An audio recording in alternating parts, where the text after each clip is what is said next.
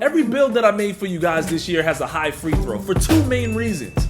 Number one, it barely costs you anything. You can take 1 point off your steal rating and practically max out your free throw. But the other reason is so you don't end up looking like this. Yeah.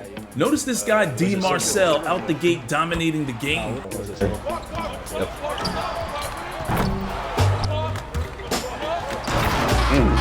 Definitely the best player on his team. But if your build has a bona fide weakness in the rec center, don't let it be your free throw. Ooh, he cannot shoot free throws. But has no, yeah. Oh yeah, foul is down. He's only 6'8". And they're Nah, that was a good foul, Paul. That was a good foul. Nah. You can't make it shit. He touches it intentionally foul though. That was a good foul, Paul. Intentionally foul. Go select. Up already. He ain't making these. That's just tough. That's just tough. We're killing his free throw percentage for the season. That's exactly what They're not gonna help, and then they help. Oh, every single play. Foul. Oh my lord. This is a long quarter. Oh my god. He's gonna have to quit. Hold up. Get the ball back. They're not gonna give it to him. That's tough. No, there was one of them. You made this build, buddy.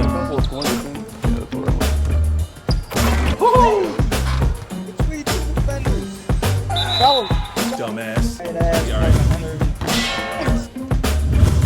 It's just funny to watch, bro. I've never really found him right there. Everybody a message, man. Oh man. So he's green. Hey, another one. He's got it.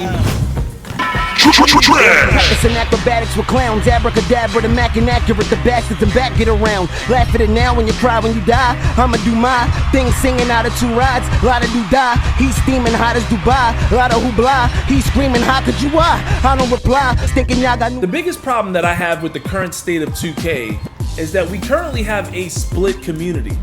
It's either you're on current gen or you're on next gen. In 2K21, we kind of looked past it because we understood that people were recovering from COVID. Next gen PlayStations and Xboxes were hard to come by. But now it's 2022, things don't seem like they're changing very much. And it looks like we're still gonna have a split community until probably 2024. Now I get it, unless people can find the money or find a next gen console, it is what it is. But my question is, what is 2K doing about it? What are the 2K devs doing about an entirely split community? This is the only community in the entire gaming community that is like this. When you look at Call of Duty, Battlefield, heck, even Madden found a way to transition to next gen without leaving other people behind. If you're still playing on the current gen version of Call of Duty Warzone, you can still play against people that are playing on the next gen versions. Same thing with games like Destiny 2, like their entire community is able to play against each other, and whether they agree or disagree, they're still united on topics of change that needs to be done in order to make their games move forward in a better way. 2K isn't like that. 2K is entirely split, and this is because the 2K devs decided to make two totally different games for current gen and next gen. On current gen, you're on a cruise ship, and on next gen, you're in the city. Gameplay is relatively similar. There's a tremendous amount of new animations that are out for next gen only, but in the most popular mode, the My Career mode, the way you create your player is entirely different on current gen than it is on next gen. Really, I should be calling it old gen.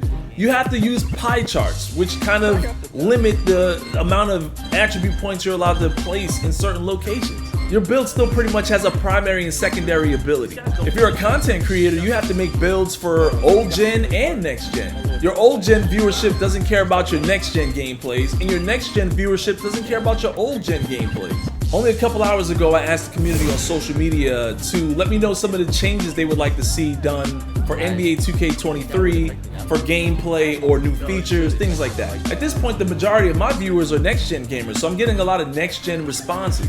But some of the lack of interaction amongst each other is because some of the guys that are reading these responses are on the old-gen version. And they really just don't care what the next-gen guys have to say because they plan on playing old-gen some more. And the next-gen gamers don't care at all about the old-gen version. They take one look at those limitations from the pie charts and they're just happy that they're on next gen. They just want 2K to improve next gen. You see, 2K tried to repeat what they did in 2013 for NBA 2K14. You see, they wanted the next gen version of 2K21 to hit the same way the PS4 version of NBA 2K14 hit back in 2013. But the big difference was there was a tremendous leap in graphics going from 2K13 to 2K14 next gen on the PS4 console. It was like night and day. The same can't be said for 2K21 old gen, 2K21 next gen. And I play both old gen and next gen for 2K22, and the graphics are virtually the same when it comes to gameplay.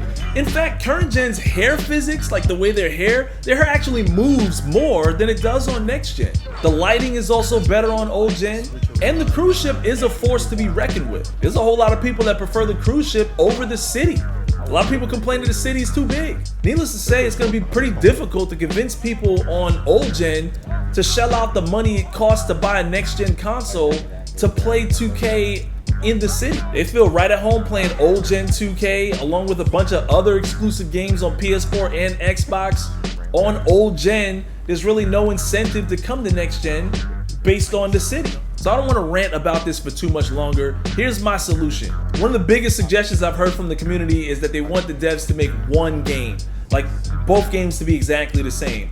Well, they're not gonna just dumb down the city and just toss that and give next gen players the cruise ship and make it exactly the same, even though that would be smart. It's just not gonna happen. They've invested too much into the city, and there's just no way to bring the city to old gen. So if they're gonna bring back the city for 2K23, let's bring it back with some of the things that we liked from 2K16, 2K17. Number one, make the affiliations about a location, not a mascot. I'm not saying get rid of the mascots, but I am saying dramatically change the four corners of the city when you travel to them. So for example, you'll have a beach location, a suburbs location, a street or hood location, and a city location. Very similar to 2K15 to 17 where you had Sunset Beach, Rivet City, and Old Town. Just make the four locations in the city that we can hoop at dramatically different. So this way you get a different experience as you travel throughout the city, and it will encourage you to want to go play somewhere new.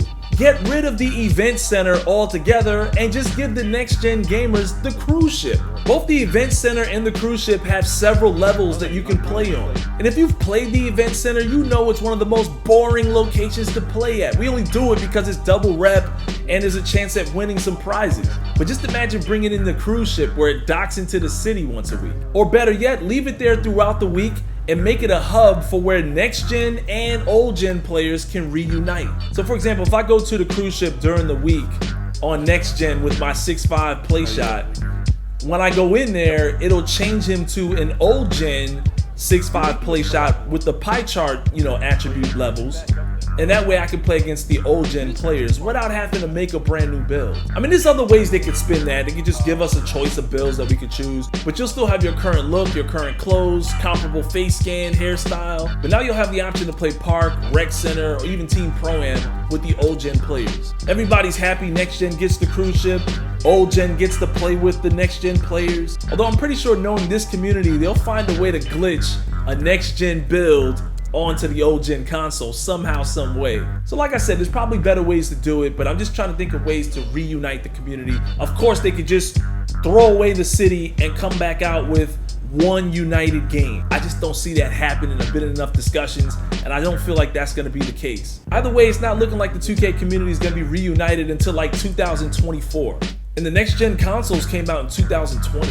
This is why we got some of the worst rep rewards we've ever seen, because no one's on the same page anymore. Some people really want cosmetic rewards. Other people want unlimited boosts, unlimited Gatorade, more attribute points, or a ton of extra badges. But 2K thought they were doing enough by just giving you the city and a cruise ship and a parrot on your shoulder. So let me know what you guys think in the comment section, man. Going 4 years as a split community is a bad look for the 2K community as a whole. This has definitely been one of the weirdest transitions that I've experienced in my YouTube career. I'm gonna be very active on my community page in the coming weeks, so definitely check me out over there. As always, smack that like and subscribe, and I'll see you guys in the next one.